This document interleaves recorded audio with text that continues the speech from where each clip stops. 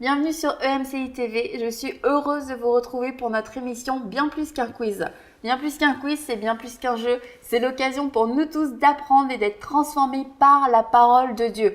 Aujourd'hui, le thème de notre quiz, c'est le mariage chrétien dans la Bible. Et je vous rappelle que de chez vous, sur votre tablette ou sur votre smartphone, vous pouvez suivre le quiz en allant sur le site enseigne-moi.com. Je suis avec Yveline aujourd'hui qui nous partagera les commentaires ainsi que les statistiques de tous nos internautes qui ont déjà fait le quiz en ligne. Est-ce que le quiz a été réussi cette semaine ? Très réussi, les internautes ont beaucoup participé, c'est certain, avec un thème comme le mariage, ça marche bien. Et nous avons aussi notre expert qui sera avec nous tout au long de l'émission pour nous apporter quelques éclaircissements sur des questions un petit peu plus difficiles. Et j'ai le plaisir de recevoir le pasteur Jonathan Verseau.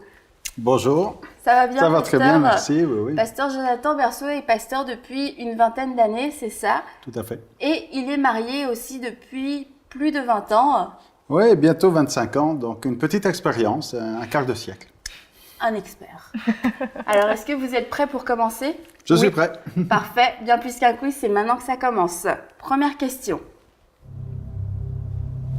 Dans la Bible, combien de fois est-il écrit « L'homme quittera son père et sa mère et s'attachera à sa femme » ? 2 fois ? 4 fois ? 7 fois ? Ou 12 fois ? Combien de fois dans la Bible retrouvons-nous ce verset ? Est-ce 2 fois, 4 fois, 7 fois ou 12 fois ?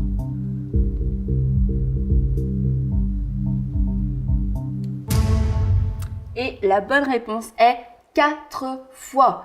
Nous pouvons retrouver ce verset dans Genèse, dans Matthieu, dans Marc et dans Éphésiens. Question suivante. Dans l'Ancien Testament, lequel de ces hommes n'a pas épousé une femme étrangère ? Moïse, Isaac, Joseph, Samson. Attention, dans l'Ancien Testament, lequel de ces hommes n'a pas épousé une femme étrangère ? Moïse, Isaac, Joseph, Samson. Et la bonne réponse est Isaac. Isaac a suivi l'ordonnance de son père qui lui a dit de ne pas prendre une femme étrangère. Et c'est ce que Isaac a fait, contrairement à Moïse, Joseph et Samson qui, eux, ont pris des femmes étrangères. Nous continuons avec la prochaine question. Quel est le mot hébreu traduit par mariage ? Abba, Nathan, Bérit, Nesteo. Abba qui signifie amour, Nathan qui signifie donner, Bérit qui signifie engagement, Nesteo qui signifie fiancé.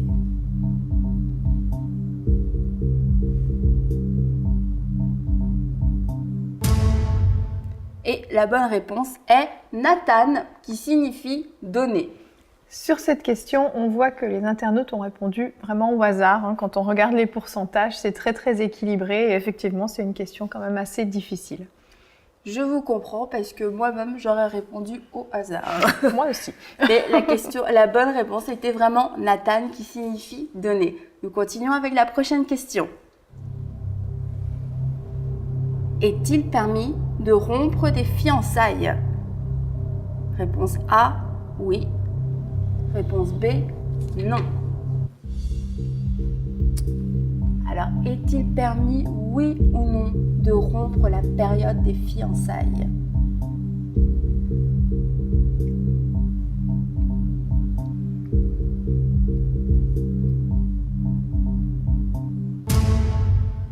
Et la réponse est oui. Nous pouvons rompre les fiançailles.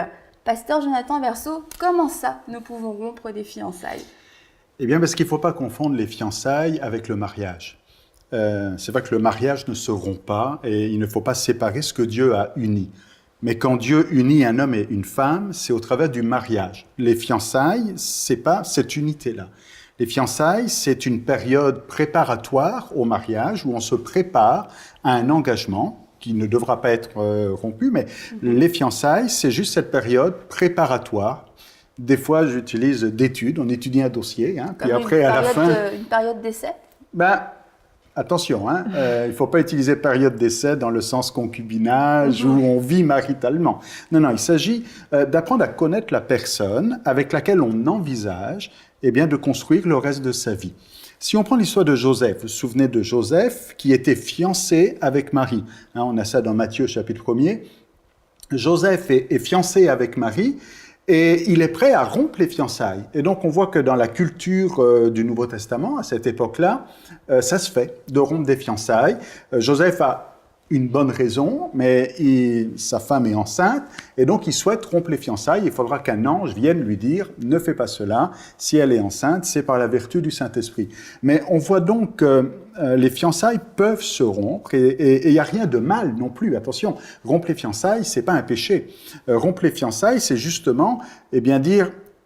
Après avoir réfléchi, après avoir étudié, je me rends compte qu'il n'y a pas la compatibilité et on va faire une erreur que de se marier. Et il vaut mieux arrêter avant de faire l'erreur.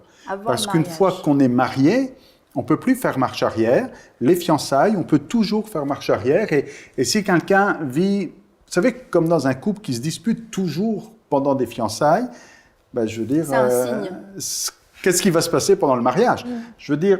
Si pendant les fiançailles, vous voyez que ça ne marche pas, que ça ne fonctionne pas comme ça devrait fonctionner, il vaut mieux rompre pendant les fiançailles que de vivre un mariage malheureux et pire, un divorce. Donc les fiançailles servent à déceler ces choses qui pourraient faire qu'un mariage ne va pas fonctionner.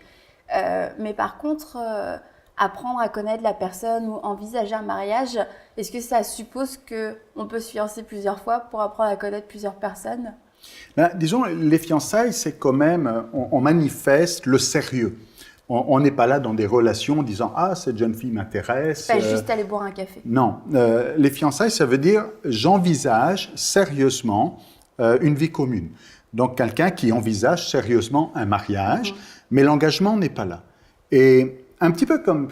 je ne sais pas si c'est un bon exemple, mais vous voulez acheter une maison, vous visitez la maison vous plaît, vous revenez une deuxième fois, et puis vous dites au propriétaire votre maison m'intéresse, vous négociez le prix, mais tant que vous n'avez pas signé le contrat, vous pouvez dire non. Et de la même manière, on parle de contrat de mariage, et on est bibliquement engagé lorsqu'on est passé par le mariage, le contrat de mariage. Et tant qu'il n'y a pas ce mariage légal devant les hommes et devant Dieu, on peut toujours faire marche arrière. Mais merci, Pasteur Jonathan, pour cet éclaircissement. Donc, vous l'aurez compris, la période qu'on appelle les fiançailles sert à apprendre à mieux se connaître. C'est une période où on envisage un engagement, mais c'est aussi la période où on peut prendre la décision de ne pas aller plus loin, car comme le pasteur l'a dit, mieux vaut rompre cette période de fiançailles plutôt que de se lancer dans un mariage qu'on sait qui sera déjà difficile et malheureux. Donc nous pouvons passer à la question suivante. Que doit-on savoir du passé de l'autre avant de se marier? Tout? Les grandes lignes? La vérité? Ou le passé est sans importance? Que devons-nous savoir? Que devons-nous dire aussi avant le mariage? Les moindres détails? Absolument rien? Les grandes lignes? C'est la question.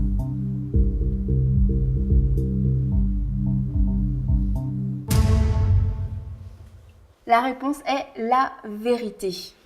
Sur cette question, on a un gros pourcentage quand même, 24%, qui ont répondu tout.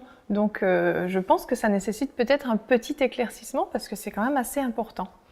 Oui, parce que tout, ça voudrait dire absolument tous les détails de votre ancienne vie. Et ça peut être premièrement très long. Et deuxièmement, tous les détails ne sont peut-être pas édifiants, ne serviront pas à construire une bonne relation.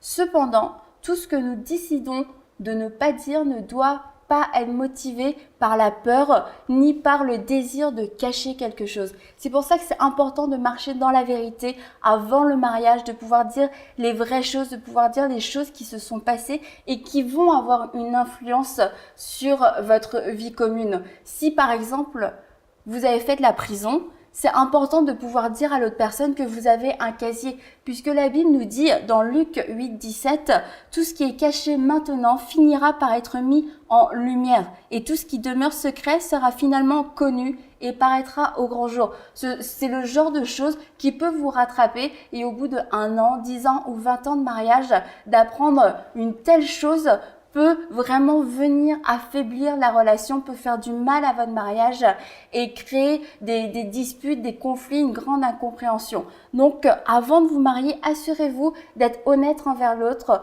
que ce que le Saint-Esprit met en lumière chez vous, d'accepter de le dire, d'avoir l'honnêteté de le dire, d'avoir le courage aussi de parler. Et puis, je crois que si vous voulez à deux construire cette union, vous aurez le courage de parler et l'autre personne aura la grâce d'accepter ce que vous allez aussi le dire. Donc, c'est important de marcher dans la vérité avant le mariage pour bâtir une relation sur la confiance. Nous pouvons continuer avec la question suivante. Qui a dit à ceux qui ne sont pas mariés et aux veuves, je dis qu'il est bien pour eux de rester comme moi? Jésus, Paul, Pierre ou Jean? Lequel de ces hommes a déclaré qu'il était préférable de rester comme lui?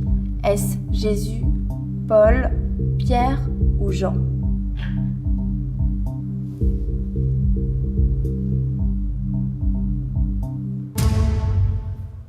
Et c'est Paul qui a fait cette déclaration dans 1 Corinthiens 7-8. Il a dit « À ceux qui ne sont pas mariés et aux veuves, je dis qu'il est bien pour eux de rester comme moi. » Et Paul était célibataire, ce qui nous amène à la prochaine question.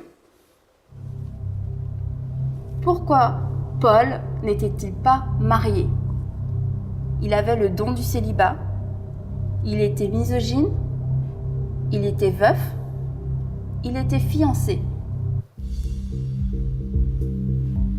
Question que beaucoup se posent. Pourquoi Paul n'était-il pas marié? Avait-il le don du célibat? Était-il misogyne, veuf ou encore fiancé?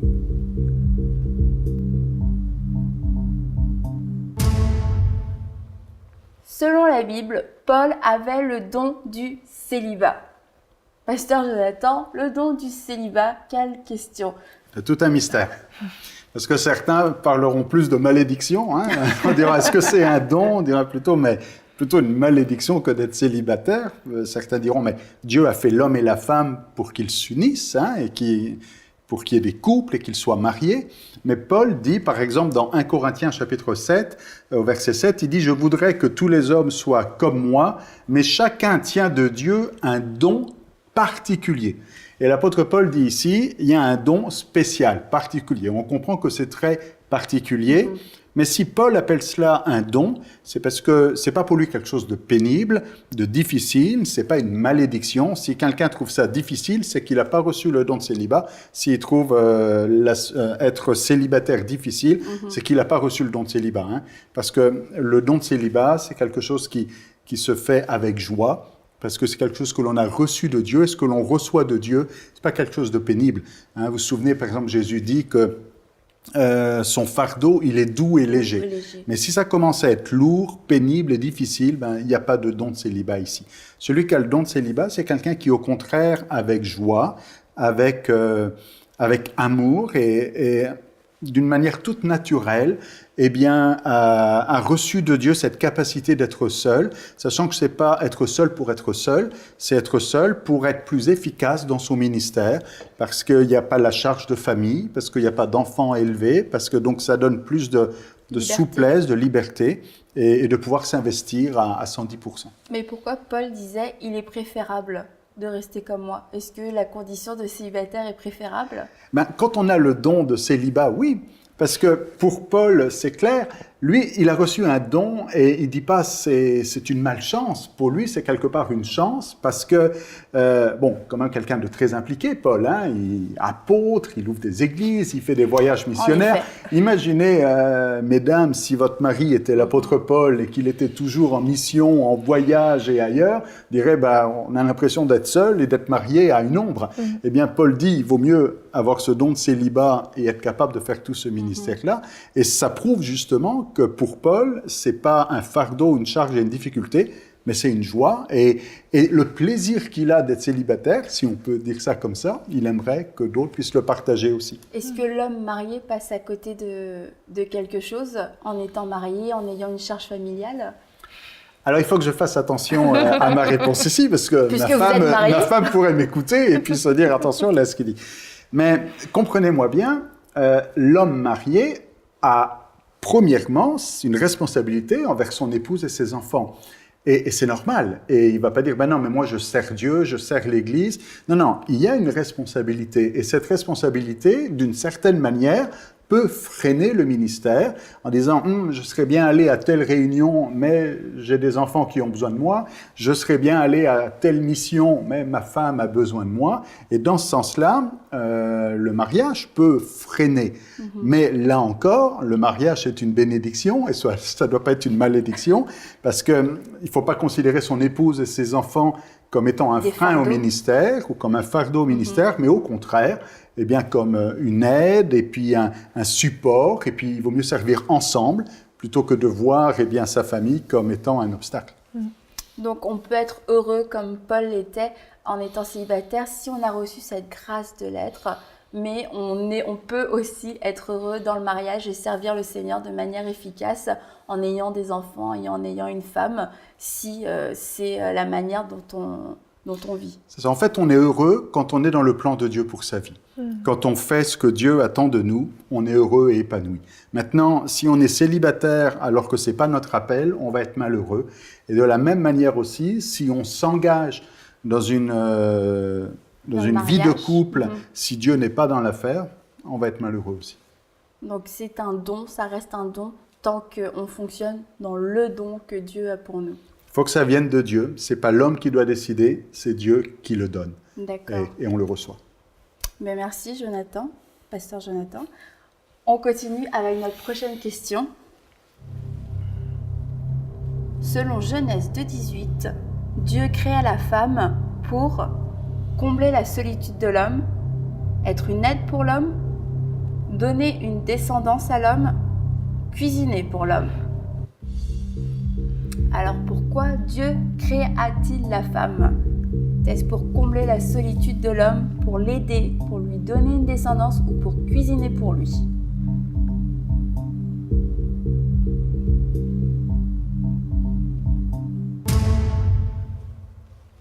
Genèse 2,18 nous dit « Il n'est pas bon que l'homme soit seul, je lui ferai une aide semblable à lui. » Donc la bonne réponse était pour être une aide à l'homme. Si je peux souligner petit quelque chose, c'est que personne n'a répondu cuisiner pour l'homme, donc félicitations, ça paraissait évident, mais bon, certains hommes auraient peut-être pu penser à leur ventre en répondant à cette question, donc félicitations. Et je tiens à souligner que la femme peut, ceci dit, cuisiner pour l'homme, que ça va aider l'homme, mais Dieu n'a pas créé la femme pour être une esclave, pour être un torchon, une serpillière pour l'homme. Dieu a vraiment créé la femme pour aider l'homme. Et il l'a pas créé non plus pour que ce soit un marchepied, quelque chose où l'homme va piétiner pour s'élever lui-même. Non, la femme va aider l'homme à entrer dans sa destinée, dans les projets que Dieu a pour lui. Et c'est vraiment une mauvaise conception de la femme que de croire qu'elle est un sous-être, qu'elle est quelqu'un d'inférieur dans sa valeur, car Dieu ne l'a pas créé comme ça. Donc messieurs, faites attention à la manière dont vous traitez votre femme, à la manière dont vous considérez votre femme. Vous devez avoir le même regard et le même amour envers votre femme que Dieu a, et Dieu l'a dit clairement dans sa parole qu'il donnait à l'homme une aide semblable à lui. Donc votre femme est votre collaboratrice dans votre vie et non votre esclave ni votre marchepied. Et nous pouvons continuer avec la question suivante. Sous la nouvelle alliance, le mariage entre deux personnes du même sexe est permis. Vrai ou faux? Il est bien question du mariage homosexuel. Est-ce que le mariage homosexuel est permis sous la nouvelle alliance?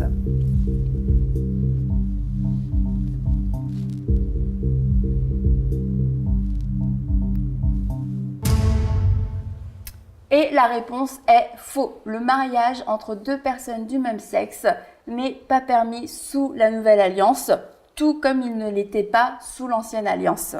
Félicitations à vous, chers internautes, vous avez parfaitement bien répondu. Donc personne n'a répondu vrai. Après, on peut se demander, est-ce que dans la pratique, c'est vraiment ce qui se passe quand on voit tout ce qui se passe aujourd'hui dans l'Église? Ça, c'est tout à fait vrai, c'est très pertinent, parce qu'on voit aujourd'hui quand même des choses un petit peu étonnantes dans l'Église, des églises qui célèbrent le mariage homosexuel. Comment ça se fait? C'est vrai qu'il faut reconnaître que de plus en plus d'églises chrétiennes, enfin qui se disent chrétiennes, c'est-à-dire qui croient en Jésus, eh bien arrivent à cette tolérance, de tolérer l'homosexualité et même de célébrer certaines unions de personnes de même sexe. Dans la question, il était dit du Nouveau Testament, alors certains auraient pu dire, dans l'Ancien Testament, c'était sévère, c'était strict, mais le Nouveau Testament, c'est l'amour, c'est la grâce, et puis on accepte les gens comme ils sont. Et c'est peut-être ça aussi, hein, toute la pensée qu'il y a dans la société. Il faut reconnaître que Hollywood, avec tous les films qu'ils produisent, les émissions de télévision, puis peut-être davantage en Amérique du Nord, beaucoup en Europe aussi, peut-être un peu moins en Afrique, mais on a ce message qui passe, et dès très jeunes. Je veux dire, les adolescents, les jeunes garçons, les jeunes filles ont des émissions pour enfants où il y aura toujours un ami homosexuel, où il y aura, et que on doit accepter, on dit, c'est quelque chose qui est normal, c'est quelque chose qui est naturel. Et j'utilise ce mot parce que l'apôtre Paul l'utilise dans l'Épître aux Romains, et on sait que Rome, c'était assez la décadence aussi. À Rome, au niveau moralité, il y avait des orgies, c'était quand même assez spécial. Mais l'apôtre Paul écrit aux Romains, et il dit aux Romains que il y a des femmes qui ont changé l'usage naturel en celui qui est contre nature, et il dit de même, les hommes, abandonnant l'usage naturel de la femme, se sont enflammés dans leur désir les uns pour des autres, commettant homme avec homme des choses infâmes. L'apôtre Paul dit très clairement, c'est pas quelque chose de naturel. Alors maintenant, il ne s'agit pas d'avoir des propos homophobes, je veux dire, l'Église est là pour accueillir chacun. On voit par exemple Jésus qui accueille des prostituées. Et les pharisiens, les hommes religieux disent à Jésus, mais qu'est-ce qu'il fait là? Il accueille des prostituées, des gens de mauvaise vie. Mais quand Jésus les accueille, c'est pas pour leur dire c'est correct, tout est beau pour vous. Par exemple, cette femme adultère qu'on amène à Jésus dans Jean chapitre 8, eh bien, on veut la lapider et elle doit être lapidée, c'est la loi. Mais finalement, parce qu'elle rencontre Jésus, elle ne sera pas lapidée, elle a la vie. Est-ce que ça veut dire que Jésus approuve son adultère? Non. Il lui dit « ne pêche plus ». Et de la même manière, nous sommes appelés à inviter, à recevoir, à accueillir toute personne, même quelqu'un qui aurait une tendance homosexuelle. Mais le message de l'Évangile est un message qui amène une paix, un équilibre, une joie et qui amène une transformation. C'est ça, et qui ramène les choses. Si je reprends juste l'exemple de l'apôtre Paul, puis je vais être prudent dans ce que je dis, puis je vous invite à relire ce passage-là, c'est dans Romains chapitre 1er, verset 26, où c'est là où on va se battre avec, peut-être avec des philosophes contemporains, en disant qu'est-ce qui est naturel et qu'est-ce qui est contre nature. Disons-le franchement, la Bible peut et a un message qui peut sembler homophobe pour les contemporains d'aujourd'hui, mais il ne s'agit pas d'homophobie ici, il s'agit de dire que Dieu au début a fait l'homme et la femme. Et dans le plan parfait de Dieu, le couple, c'est un homme et une femme. C'est un homme et une femme. Mais la grâce ne permet pas tout. La grâce ne dit pas que nous devons accepter toutes sortes de pratiques que la Bible qualifie d'abominables. Au contraire, la grâce permet à quelqu'un qui est dans une abomination, eh bien, d'être transformé, d'être changé et de recevoir le message d'amour de Dieu de la même manière. Il n'y a pas en disant pas toi, lui, oui, lui, pas lui. Je veux dire, tous peuvent accéder, c'est ça la grâce. Et même quelqu'un qui serait dans une déviance sexuelle ou... Je vais prendre un autre exemple, parce que des fois avec l'homosexualité, prenons un pédophile. Aujourd'hui, la pédophilie, personne n'est d'accord avec ça. Hein?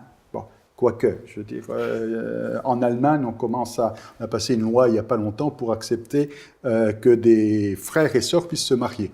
Bon. En tout cas, ici, au niveau de la pédophilie, imaginez que quelqu'un dise « Oui, non, mais quelqu'un est pédophile, ce n'est pas de sa faute. Il est né comme ça. C'est sa tendance, c'est son état. » On va dire « Non, il a un problème. » Et l'amour de Dieu est aussi pour les pédophiles. Mais pas pour dire « reste dans ton péché », mais pour l'amener à être restauré, changé et transformé. Et ça va de même pour les couples de même sexe. D'accord.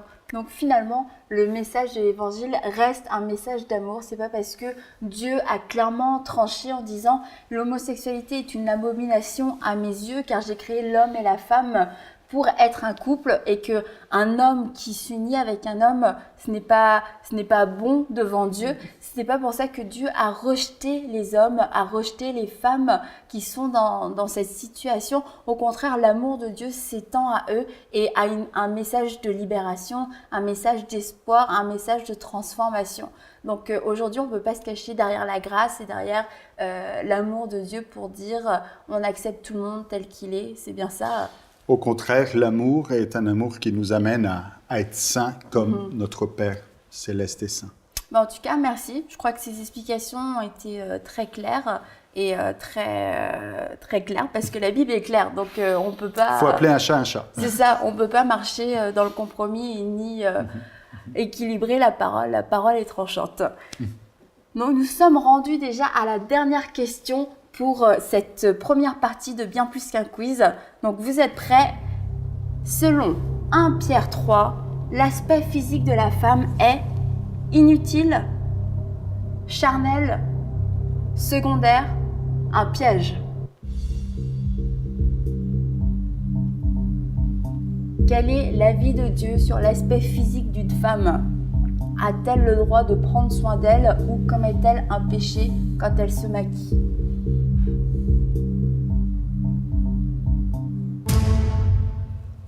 Selon 1 Pierre 3, qui nous dit de chercher la parure intérieure, la parure cachée du cœur, la bonne réponse est donc secondaire. Alors là, c'est assez étonnant quand même, et je pense qu'il faut en parler. On a plus de 40% qui ont mal répondu, donc qui ont répondu soit inutile, charnel ou un piège. Donc ça veut dire quand même que c'est des personnes qui ont une idée bien tranchée sur l'aspect physique de la femme, l'importance de l'aspect physique de la femme. Oui, parce que là, inutile, charnel ou un piège, c'est vraiment des choses complètement à éviter et à bannir de la vie. Mais comme je viens d'entrelire ce verset, on peut y aller un peu plus précisément. 1 Pierre 3,3 qui nous dit que votre parure ne soit pas une parure extérieure, mais plutôt celle intérieure et cachée du cœur, la pureté incorruptible d'un esprit doux et paisible, qui est d'une grande valeur devant Dieu. Quand on lit ça, on comprend, c'est clair, que l'aspect physique de la femme ne doit pas être sa priorité. Ça, c'est entièrement clair, c'est écrit, et que la femme doit chercher cette parure intérieure, cette parure cachée du cœur, mais je ne vois pas qu'il est dit que la femme doit pour autant se négliger, que la femme n'a pas le droit de prendre soin d'elle. Là, le vrai piège n'est pas l'aspect physique. Le vrai piège est de chercher et de mettre l'accent et de mettre la priorité sur l'aspect physique. Lorsqu'une femme passe son temps à prendre soin juste de son extérieur, elle passe à côté de la vraie beauté, elle passe à côté du principal, elle passe à côté de son esprit, de prendre soin des choses intérieures et des choses cachées. Et c'est la même chose quand une femme mise tout sur son physique, pour rencontrer quelqu'un, ou quand un homme mise tout sur le physique d'une femme pour choisir sa femme, si le physique est votre seul critère, soit pour trouver un conjoint, soit pour chercher un conjoint, vous faites fausse route. Car la Bible nous dit quand même clairement que nous devons chercher ces choses cachées du cœur, et Dieu a dit qu'il ne regardait pas au physique, qu'il ne regardait pas à l'extérieur, mais qu'il regardait au cœur. Cependant, il est important que la femme reste une femme, et notamment dans le mariage, que la femme puisse prendre soin d'elle, parce qu'être une femme négligée peut être une occasion de chute aussi dans votre mariage. Donc une femme spirituelle ne doit pas être synonyme d'être une femme négligée, une femme qui ne prend pas soin d'elle. Se maquiller ou prendre soin de nous, mesdames, n'est pas un péché, mais ne doit jamais devenir votre priorité numéro 1, car là ce serait vraiment un déséquilibre. Donc voilà, nous sommes rendus à la fin de cette première partie de Bien plus qu'un quiz. On se retrouve tout à l'heure pour la suite.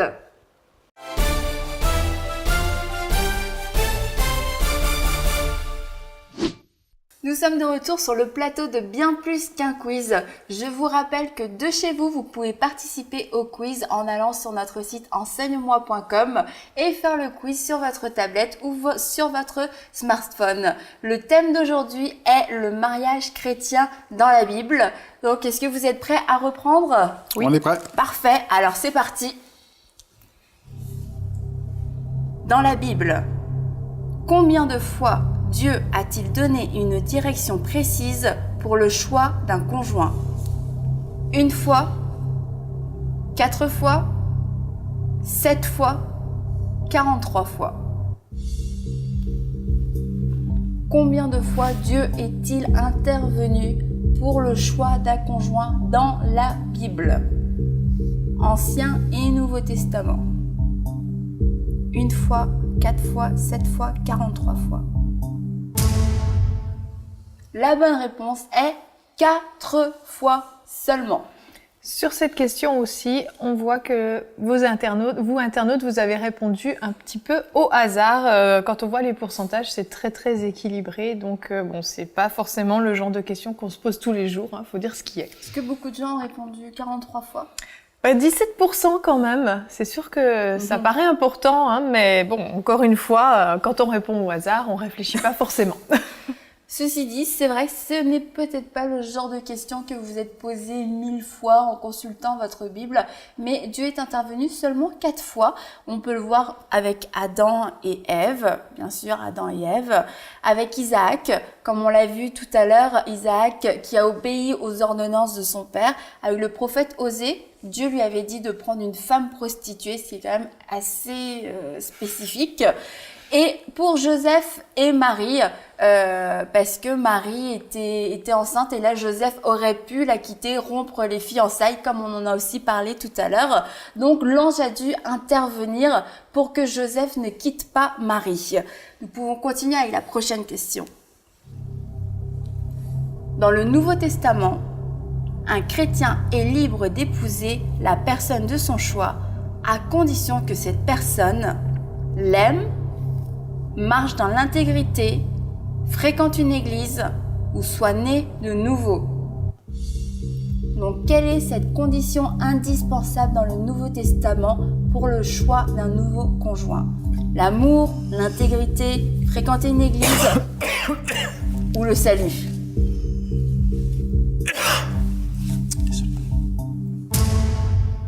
Et la bonne réponse est le salut. Alors, félicitations, parce que vous avez été quand même 75% à avoir bien répondu à la question. Donc, bravo, parce que c'est vraiment un point important. Le reste est quand même bien réparti, donc bravo. On peut le voir dans 1 Corinthiens 7, 39 qui nous dit « Une femme est liée aussi longtemps que son mari est vivant. Mais si le mari meurt, elle est libre de se marier à qui elle veut, seulement que ce soit dans le Seigneur. » Donc on voit que là, la seule condition est qui elle veut, mais que ce soit dans le Seigneur. Le salut est la condition indiscutable dans le choix d'un conjoint. Et on peut lire aussi dans 2 Corinthiens 6, 14. Ne vous mettez pas avec les infidèles sous un joug étranger. Ou encore dans une autre version, ne vous mettez pas avec des incroyants sous un joug qui n'est pas celui du Seigneur. Encore une fois, là, la parole vient nous rappeler que nous devons absolument nous unir avec quelqu'un qui va partager notre foi, que le salut de cette personne est indispensable pour construire notre vie dans le Seigneur. Ceci dit, ça ne veut pas dire que l'amour, que l'intégrité, le fait d'aller à l'église soient des mauvais critères, mais ils doivent rester secondaires. Ils ne doivent pas devenir le critère numéro 1. Et on peut pas dire seulement j'ai des sentiments pour cette personne, donc je vais me marier avec. Non, est-ce que cette personne est réellement née de nouveau doit être la première question. Après, c'est certain qu'il y a aussi d'autres critères qui entrent en compte, mais qui ne sont pas le critère de base indiscutable. Mais comme Yveline l'a dit, vous avez été nombreux à trouver la bonne réponse, donc félicitations. Nous pouvons continuer avec la prochaine question. Lorsqu'un couple rencontre des difficultés, il doit premièrement consulter un spécialiste, un pasteur, des aînés, la parole de Dieu. Que doit faire un couple en premier lieu lorsqu'il rencontre des difficultés? Aller voir un spécialiste, aller voir le pasteur, des aînés ou aller voir dans la parole de Dieu. Lorsqu'un couple rencontre des difficultés, la première chose à faire est de consulter la parole de Dieu. Je pense que vous êtes d'accord avec ça, pasteur Jonathan. Comment ne pas être d'accord? Mais même quelque part, on pourrait dire, c'est déjà un peu tard d'aller consulter la parole de Dieu, c'est parce qu'il faut la mettre en pratique. Et pour la mettre en pratique, il faut la connaître. C'est un petit peu comme ce que dit David dans le psaume 119, hein, « Ta parole est une lampe à mes pieds, une lumière sur mon sentier ». Donc la parole est là pour nous éclairer, nous guider, mais il ne faut pas attendre d'être en difficulté pour aller chercher la réponse. Mais si on se nourrit de la parole de Dieu, des principes de la parole de Dieu, régulièrement, déjà ça va nous éviter certaines difficultés et ça va nous amener aussi à avoir certains réflexes et bons réflexes. Parce qu'on ne va pas se dire qu'est-ce qu'il faut que je fasse dans cette situation-là, parce qu'on le saura déjà. Par exemple, un principe très biblique, c'est le pardon. Et c'est très important dans un couple d'être capable de pardonner. Et il ne faut pas se dire, quand on arrive dans une difficulté, bon, il faut que j'aille chercher la réponse. La réponse, on doit déjà la connaître, mais aller chercher dans la parole de Dieu, ça vient peut-être même davantage amener une conviction, une certitude et confirmer le chemin que l'on doit prendre, et même pour la réconciliation, pour manifester l'amour. On ne le fait pas juste pour l'autre de pardonner, juste pour faire plaisir. On le fait en obéissance à la parole de Dieu. Et du coup, là, ça peut nous faire marcher dans l'humilité, nous faire reconnaître nos torts plus facilement. Tout à fait. On ne dit pas, bon, j'ai un problème dans mon couple, donc je vais lire la Bible. On doit lire la Bible même s'il n'y a pas de problème. Hein. La Bible, ça ne doit pas être juste la parole de Dieu est là pour nous dépanner en cas de problème. Ce n'est pas une trousse à outils en cas où le moteur est brisé. Hein. Donc, la parole de Dieu doit être notre nourriture quotidienne. Mais maintenant, en cas de problème de couple, le premier réflexe à avoir, c'est de mettre en pratique la parole de Dieu. Et peut-être que si on ne s'est pas assez nourri ou si on ne sait pas, on dit, mais qu'est-ce que je dois faire dans cette situation? Ben, il y a une réponse dans la parole de Dieu. Maintenant, quelqu'un dira, mais il n'y a pas la réponse exacte à mon problème. Moi, je vis un problème avec ma belle-mère qui influence mon mari. Hein, je ne sais pas pourquoi je parle de la belle-mère, mais bon, je ne sais pas quelles sont les statistiques, mais en tout cas, où il y a un problème avec telle ou telle personne ou telle. Que dit la parole de Dieu? La parole de Dieu ne va pas venir donner tous les détails de votre situation, mais va amener des principes. Des principes, j'en parlais par exemple au niveau du pardon, au niveau de la fidélité, au niveau de l'amour. Et quand on construit sa vie sur les principes de la parole de Dieu et quand on construit son couple sur les principes de la parole de Dieu, eh bien, on va avoir quelque chose de solide. Et à plus forte raison, quand on est dans un temps de crise et de difficulté, eh bien, il faut s'accrocher au rocher et à venir à quelque chose de solide et que la parole de Dieu soit ce fondement solide qui nous permet de ne pas être malmenés par la tempête. Mais aller voir un pasteur, ce n'est pas une mauvaise chose en soi non plus. Ce n'est pas une mauvaise chose en soi, parce que le pasteur va faire référence à la parole de Dieu. Du moins, je l'espère. Hein. Sinon, un peut-être vrai que... pasteur. Voilà, parce qu'il y a des faux. En tout cas, le pasteur est là, le rôle du pasteur est là de nous aider à comprendre la parole de Dieu. Donc, dans ce sens-là, c'est toujours bon d'avoir quelqu'un qui nous aide. Dans d'autres situations, ça peut être un frère, ça peut être une sœur, ça peut être quelqu'un de notre entourage, mais le pasteur est celui qui connaît la parole et qui peut nous aider à mettre en pratique cette parole dans notre vie. Donc la première chose est en effet de consulter la parole de Dieu qui va pouvoir trancher et nous donner tous les principes dont le pasteur nous a parlé.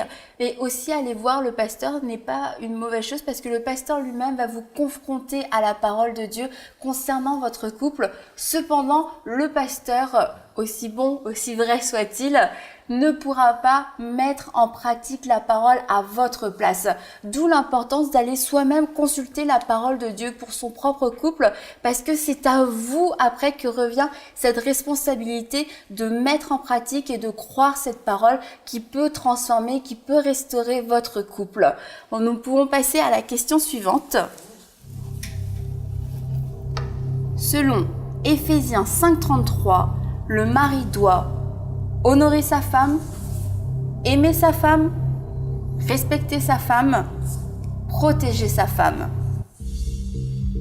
Que nous dit la Bible concernant le rôle du mari? Honorer sa femme, aimer sa femme, respecter sa femme, protéger sa femme.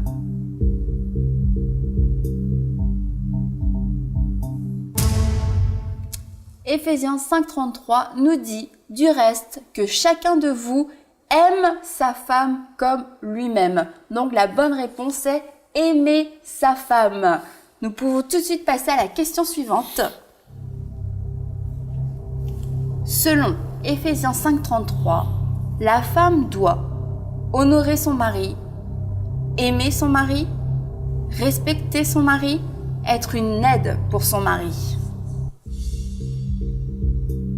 Donc, quel est à son tour le rôle de la femme pour le mari? Est-ce de l'honorer, de l'aimer, de le respecter ou de l'aider?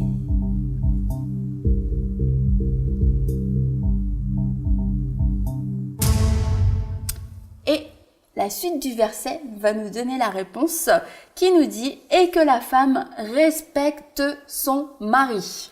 Sur cette question, il y a une petite hésitation entre honorer et respecter son mari. C'est sûr que ce sont deux points qui se rejoignent un petit peu, mais quand même 55% qui ont répondu respecter son mari, c'est quand même pas mal.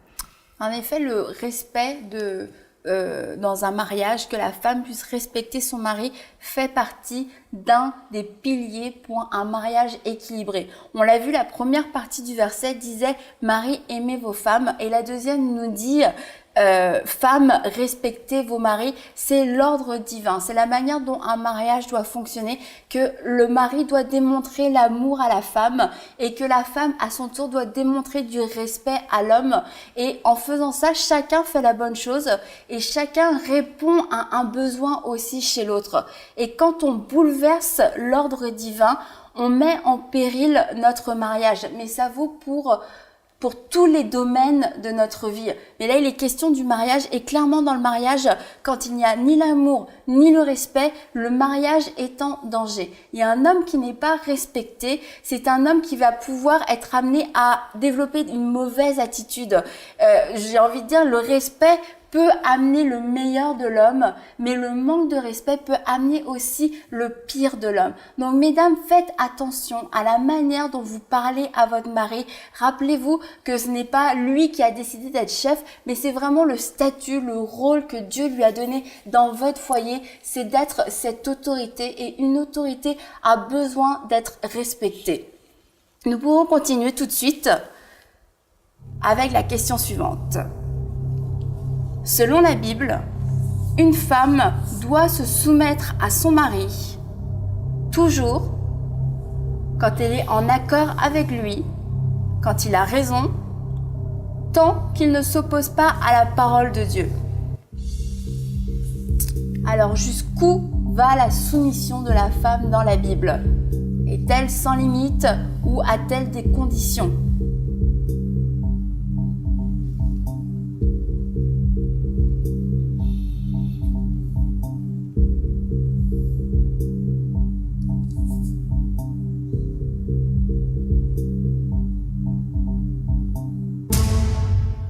Selon la Bible, une femme doit se soumettre à son mari tant que celui-ci ne s'oppose pas à la parole de Dieu.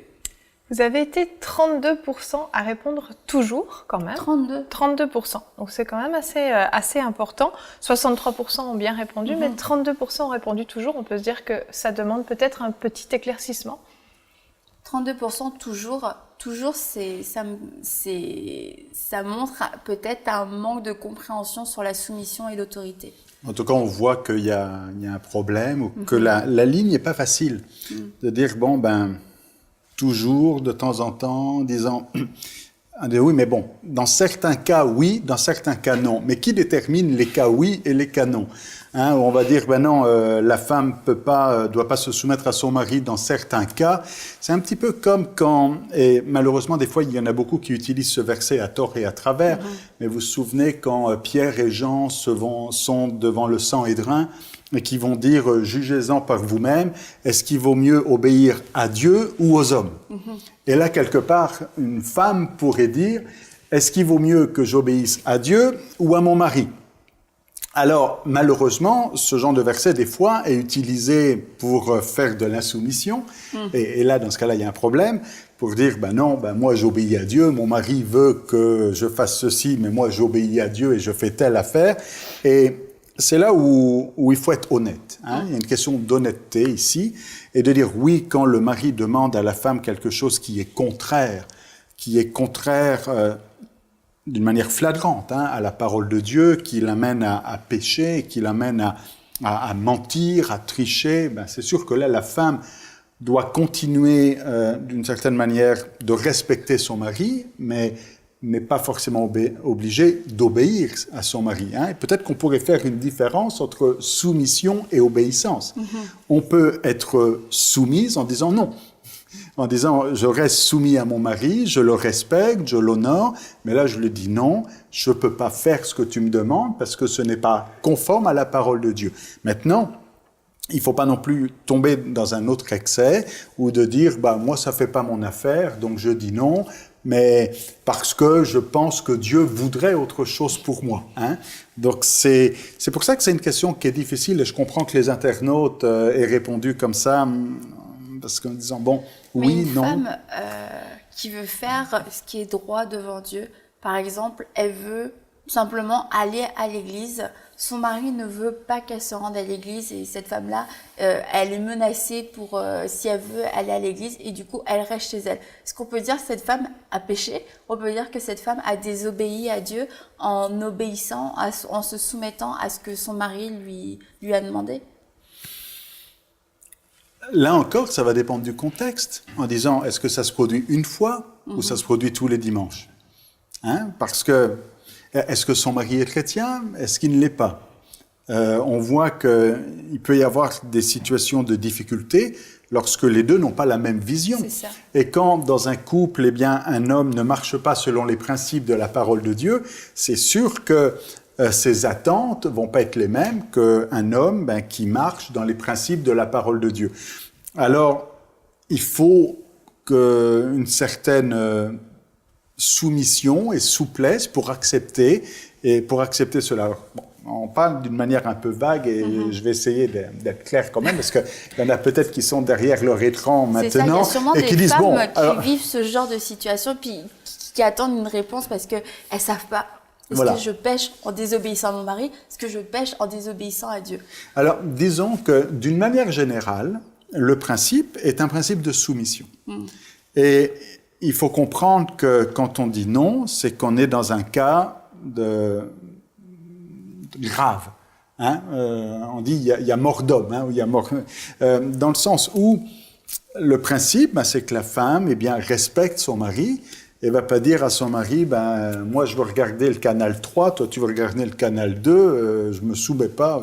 Alors, et puis malheureusement, ce qui cause un peu le problème, c'est que bien souvent, il y a des maris qui utilisent ces arguments-là pour imposer des choses qui n'ont pas à imposer et qui ne sont pas légitimes du tout. Le fait que la femme se soumette à son mari ou respecte son mari donne pas au mari le droit de décider, d'imposer ses propres volontés, de décider ce qu'on mange, de décider ce qu'on regarde ou pas à la télévision, ou de décider à quel endroit on va prendre ses vacances. Ça doit être des décisions communes. Il n'y a rien à imposer là-dessus. Et on a dit dans la question précédente que l'homme doit aimer son épouse, et justement aimer, c'est la faire participer et intégrer. Et le couple, c'est pas l'homme qui vit et la femme qui suit, mais c'est les deux qui vivent ensemble. Alors, d'une manière générale, la femme se soumet à son mari, mais si le mari demande à la femme de faire des choses qui vont amener la femme à avoir un malaise, une mauvaise conscience, et de dire, mais ce que je fais n'est pas juste, n'est pas vrai, je me sens reprise devant Dieu d'agir de telle et telle manière, alors ça c'est la limite en disant non, on peut pas, l'homme ne peut pas demander à sa femme de se mettre dans une position où elle se sent coupable devant Dieu de ne pas faire ce que Dieu attend d'elle. On ne peut pas utiliser les principes divins de l'autorité et du respect, comme on en a parlé, pour pousser à l'extrême, pour malmener, pour maltraiter une femme. On ne peut pas non plus utiliser l'autre extrême pour se trouver des excuses et puis dire « bon, moi, mon mari est trop autoritaire », puisque là, on tombe aussi dans de la rébellion. Donc, comme le pasteur Jonathan l'a vraiment expliqué, il y a un équilibre à avoir. Et puis, il faut savoir que quand on parle de l'exception, c'est dans des cas qui sont graves en fait. C'est ça, où il y a vraiment un cas de conscience. Hein. C'est pas un cas de conscience, un cas voilà, de conscience. C'est ça. Parce qu'on peut avoir mauvaise conscience. Je veux dire, si on ne va pas à l'église une fois parce que le mari veut qu'on reste pour le Super Bowl, je veux dire, on n'en meurt pas. Mais si on ne va jamais à l'église parce que le mari ne veut pas qu'on y aille, eh bien là, on va en mourir. Parce qu'on va mourir si on ne mange pas. Hein. Et il faut comprendre aussi que d'un continent à l'autre, ça ne va pas être la même réaction.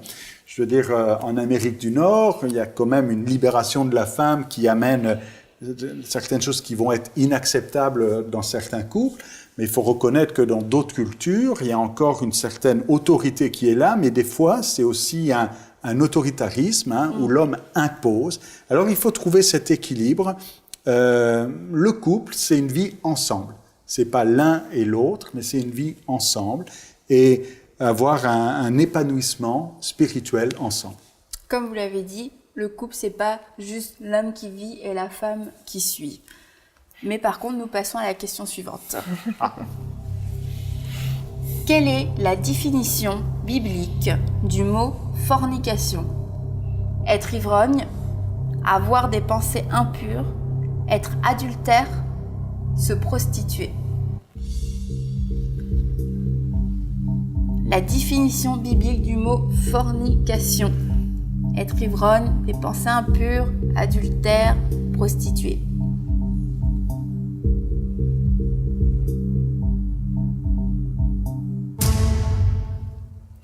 Et la réponse, qui peut sembler étonnante, est se prostituer. Effectivement, elle peut sembler étonnante parce que beaucoup d'internautes se sont trompés. On a 23% qui a dit avoir des pensées impures et 38% être adultère. Donc on voit que vraiment ça s'est joué un petit peu dans un mouchoir. Seulement 34% ont dit se prostituer. Donc oui, effectivement, c'était un petit peu difficile. C'est parce qu'aujourd'hui, la prostitution est tout de suite associée à l'argent, à acheter du sexe ou à vendre du sexe.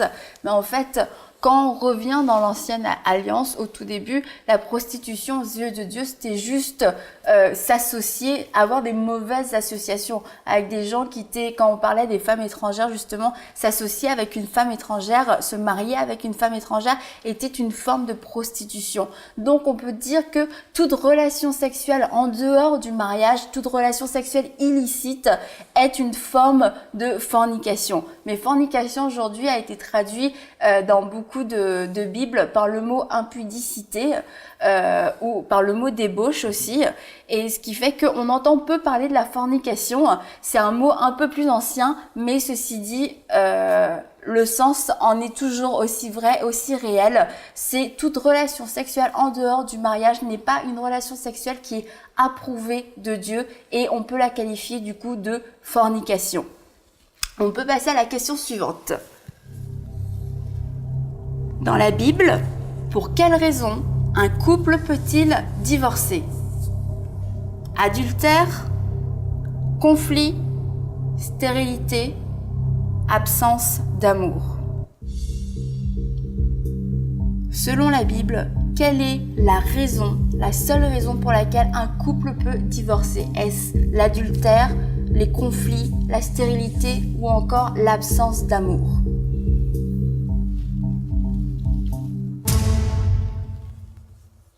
La parole nous dit que en cas d'adultère, un couple peut divorcer. Et là, pasteur Jonathan, ça me fait poser une question, entre autres, c'est s'il y a adultère, y a-t-il forcément divorce?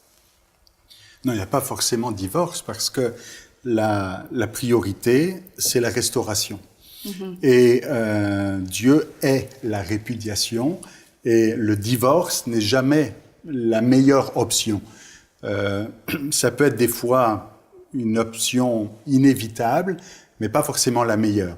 Le plan parfait de Dieu, le plan idéal de Dieu, le plan numéro 1 doit toujours être la réconciliation, la restructuration, la reconstruction, et que si quelque chose a été détruit dans le couple, s'il y a eu une rupture, quelque chose de détruit, et même quelque chose de mort, ça peut ressusciter. On croit dans ce miracle de résurrection, de reconstruction.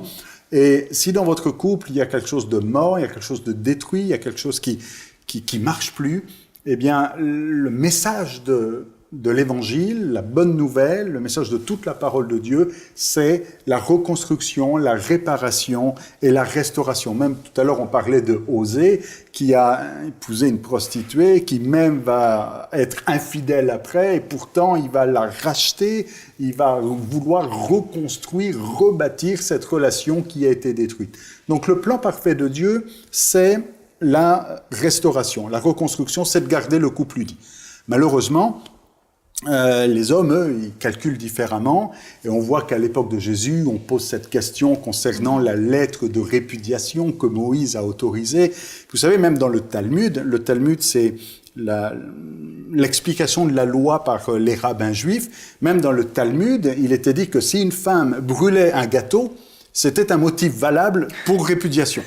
Donc, mesdames, si vous avez brûlé un gâteau, le Talmud dit que ça peut être un motif valable. J'espère qu'il n'y a pas d'homme qui écoute ça, mais bon, en tout cas. Jésus, lui, il amène un plus haut standard. Et le standard de Jésus, c'est celui du pardon et de la réconciliation. Mais, néanmoins, Jésus ouvre une porte en disant « sauf pour cas d'infidélité » et va parler ici de l'infidélité et de l'adultère comme étant une clause d'exception.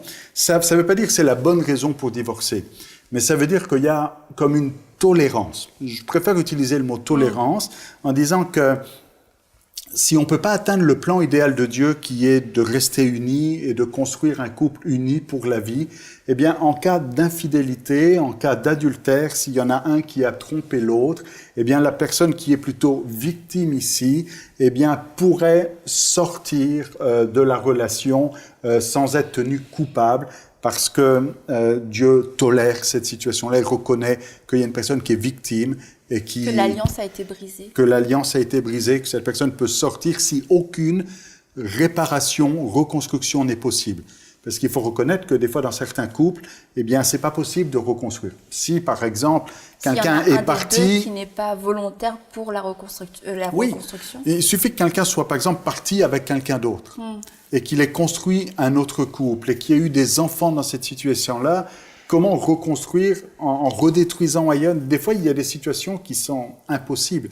Mais pour être honnête devant Dieu, il faudrait dire, j'ai fait tout ce que j'ai pu pour reconstruire. La reconstruction n'a pas pu avoir lieu.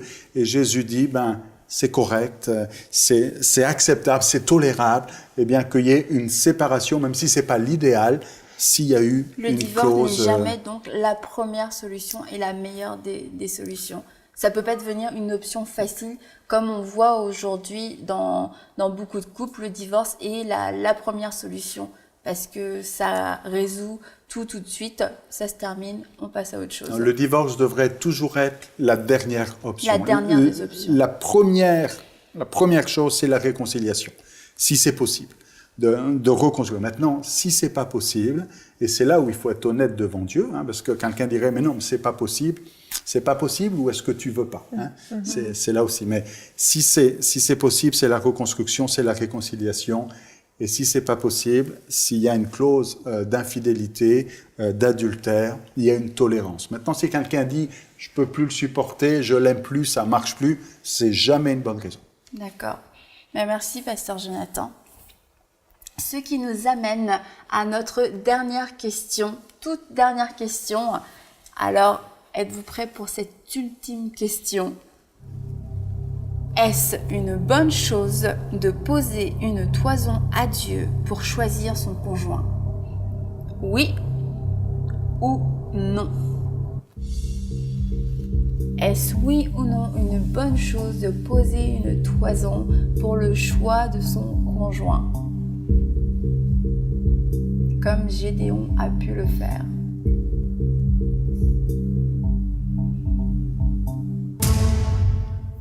Et non, ce n'est pas une bonne chose que de poser une toison. Et pourtant, 33% ont répondu oui. Donc, est-ce que le mot toison est vraiment bien compris, est vraiment bien interprété? C'est peut-être la question qu'on peut se poser. Alors, pour vous, qui vous demandez peut-être, comme Yveline le souligne, qu'est-ce qu'une toison? C'est tout simplement demander un signe à Dieu. Comme Gédéon avait demandé des signes à Dieu pour être bien certain que Dieu avait bien parlé. Et aujourd'hui, on entend souvent des anecdotes de gens qui ont rencontré leur conjoint ou qui ont trouvé un travail, qui ont déménagé, qui ont pris un tas de décisions en ayant posé un signe à Dieu, et ce signe a été la confirmation que Dieu leur avait bien parlé. Cependant, dans la Bible, on ne trouve aucun fondement biblique dans notre alliance pour poser des signes à Dieu. On peut lire dans Romains 8,14 « Car tous ceux qui sont conduits par l'Esprit de Dieu sont fils de Dieu ». Aujourd'hui, dans notre alliance, nous avons quelque chose de supérieur au signe. Nous avons l'Esprit de Dieu qui vit en nous et qui nous conduit dans la vérité, qui nous dirige. Et nous avons aussi la parole, comme tout à l'heure vous l'avez souligné, qui est une lumière pour nous dans notre sentier, la lumière qui nous éclaire. Et nous n'avons en fait pas besoin de ces signes, de ces confirmations extérieures qui peuvent être dangereuses au final, parce qu'on peut faire parler tel signe et dire Dieu a dit ça, mais Dieu au final n'a rien dit, et ce sont juste les circonstances qui nous ont amenés à prendre des décisions. Donc plutôt faites confiance à l'Esprit de Dieu qui vit en vous. Est-ce que la direction que vous avez ou que vous croyez avoir reçue, est-ce qu'elle trouve un fondement dans la Bible? Est-ce qu'elle est en accord avec ce que dit la parole de Dieu? Et l'Esprit de Dieu va venir vous confirmer en plus ces choses. Vous allez avoir cette conviction intérieure qui est bien plus forte qu'un chapeau rouge, qu'un coup de vent à 13h33. Et vous avez l'Esprit de Dieu qui est sûr et certain et qui vous conduit dans la vérité, qui va vous dire la vérité, la vraie de vraies choses. Et surtout dans le choix d'un conjoint, c'est très délicat de se confier à des signes. Et je sais que vous avez tous entendu des anecdotes, des témoignages assez spectaculaire, mais ne recherchez pas le spectaculaire. Si vous voulez construire un mariage, un vrai et bon mariage, faites confiance à l'Esprit de Dieu qui va vous donner les bonnes clés, qui va vous conduire sur le bon chemin et qui va mettre en vous cette conviction que personne ne pourra venir voler ni des difficultés par la suite, ni le temps qui passe, parce que vous savez que vous avez eu cette conviction que vous faisiez la bonne chose. Et un chapeau rouge, ça s'envole. Donc, tandis que la parole de l'Esprit de Dieu va rester en vous. Donc voilà, nous sommes rendus à la fin de notre quiz. Merci à Yveline, merci au pasteur Jonathan. Et pour vous qui nous avez suivis, J'espère que vous avez compris qu'il y a une parole de restauration, une parole de pardon, une parole de consolation pour vous en tant que couple, que Dieu a prévu des bonnes choses pour vous et que même si vous êtes dans les difficultés, il y a une solution pour vous aujourd'hui. La parole de Dieu nous a donné des principes pour que les mariages fonctionnent parce que c'est la volonté parfaite de Dieu que vous puissiez être heureux avec votre mari ou avec votre femme. Prenez la parole de Dieu comme on l'a dit, appliquez cette parole, prenez-vous la main et puis mettez-vous en accord pour vous dire je veux que ça change, je veux que cette parole dont j'ai entendu parler puisse toucher mon couple aujourd'hui et puisse nous restaurer. Donc j'espère vous retrouver très bientôt dans notre prochaine émission Bien plus qu'un quiz et à très bientôt. Merci encore Evelyne, merci Pasteur Jonathan. Merci.